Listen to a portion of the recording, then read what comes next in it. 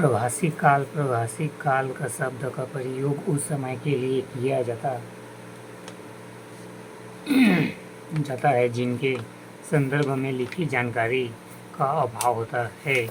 इस काल के संबंध में जानकारी शिलालेख, गुफा लेख, पत्थर के औजार, मिट्टी के बर्तन आदि पुरातात्विक अवशेषों से प्राप्त होती है।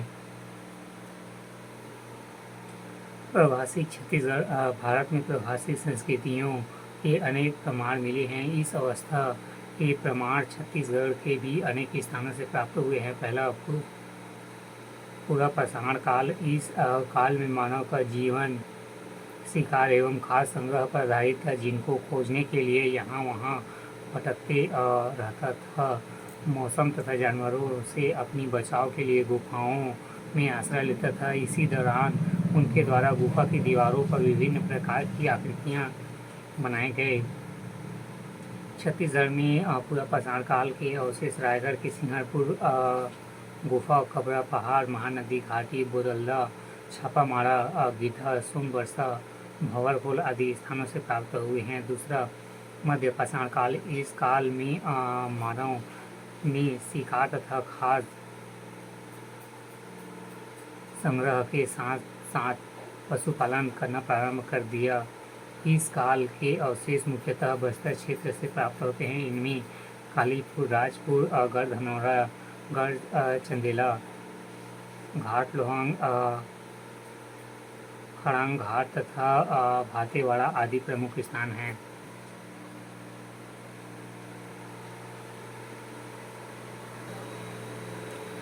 छत्तीसगढ़ में पाषाण कालीन साक्ष्य। पूर्व पाषाण काल रायगढ़ के सिंहनपुर, खबरा पहाड़, बोदल्दा, छापामारा, भंवरखोल, गिद्धा, सोनबरसा।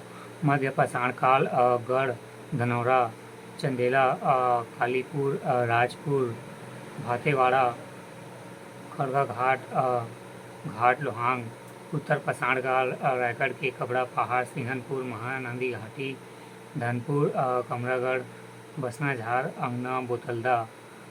नव पाषाण काल अर्जुनी दुर्ग, टेमर, रायगढ़, बेनीटीला, चितवा डोंगरी, राजनांदगांव। महापाषाण युग करही भदर, चिरारी दुर्ग, सोरर, ककरा भाठा, धनौरा। सर्वाधिक शैलचित्र रायगढ़ जिले से प्राप्त हुए हैं।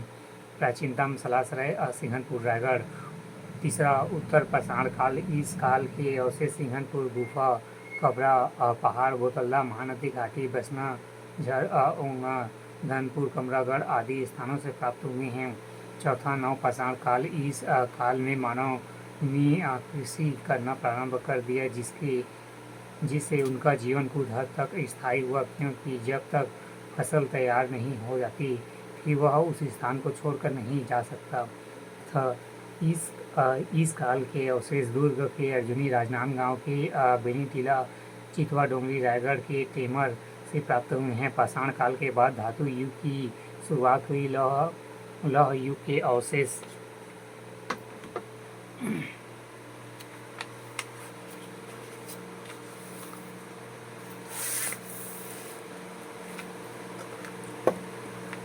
छत्तीसगढ़ से प्राप्त नहीं होते हैं, परंतु लौह युग के दौरान छत्तीसगढ़ में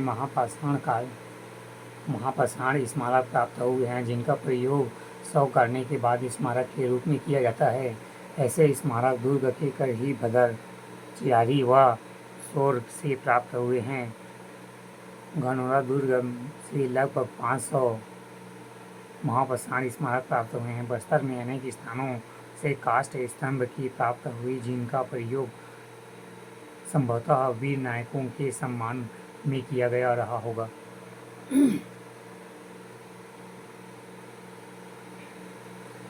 वैदिक युग से गुप्त काल। वैदिक युग छत्तीसगढ़ प्रारंभिक वैदिक अथवा संपूर्ण वैदिक सभ्यता की जानकारी देने वाले ग्रंथ ऋग्वेद में छत्तीसगढ़ से संबंधित कोई जानकारी नहीं मिलती है। उत्तर वैदिक काल में इस क्षेत्र का उल्लेख है। ऋग्वैदिक युग में आर्यों का प्रभाव उत्तर पश्चिम तक सीमित था। अंततः छत्तीसगढ़ के संबंध में कोई उल्लेख नहीं है। उत्तर वैदिक कालीन साहित्य में आर्यों का प्रसारण दक्षिण में होने का उल्लेख है। इनमें इस क्षेत्र से संबंधित जानकारी विस्तार से प्राप्त होती है।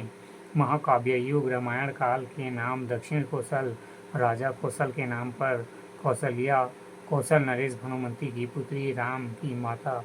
महाभारत काल में कौशल कौशल पुराणों के अनुसार इक्ष्वाकु वंशियों का शासन विनाशक का शासन।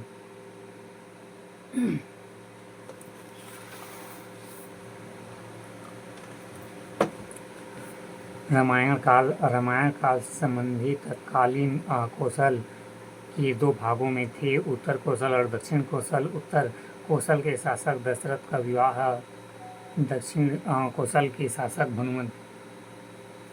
भानुमंत की पुत्री कौशल्या से हुआ था। भानुमंत का कोई पुत्र न होने के कारण यह क्षेत्र भी दशरथ के राज्य में मिल गई। इसी तरह यह अयोध्या का हिस्सा बन गया।